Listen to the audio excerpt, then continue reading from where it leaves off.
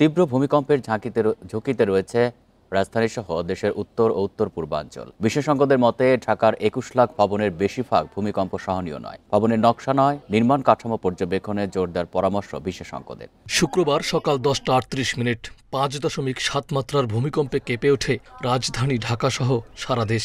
মারা যায় বেশ কয়েকজন, আহত শতাধিক মানুষ। আঘাত সাথে আমরা দেখতে পাই এখানে 8তলা ভবনের সাথে যে রেলিং আছে, রেলিং ভেঙে ভূমিকম্পের কারণে এখানে পথচারীরা উপর ভেঙে পড়ে। আমরা সবাই মিলে চেষ্টা করি যাতে আমরা তাদের জন্য ভালো চিকিৎসাটা দিতে পারি। আমরা নিজের থেকে না করি, ইঞ্জিনিয়ারিং এ যেভাবে বলে সেভাবে আমাদেরকে বিল্ডিং তৈরি করা, সেক্ষেত্রে অনেক কমবে, ঝুঁকি কমবে। বিশ্বে ভূমিকম্পের ঝুঁকিতে থাকা শহরগুলোর মধ্যে ঢাকা অন্যতম। ঘনবসতিপূর্ণ এ নগরের ঝুঁকি কমাতে এ পর্যন্ত বিভিন্ন প্রকল্প নেওয়া হলেও তা আলোর মুখ দেখেনি। ভূমিকম্পের পর প্রতিবার ব্যাপক তৎপরতা দেখা গেলেও পরে আর নড়চড় থাকে না।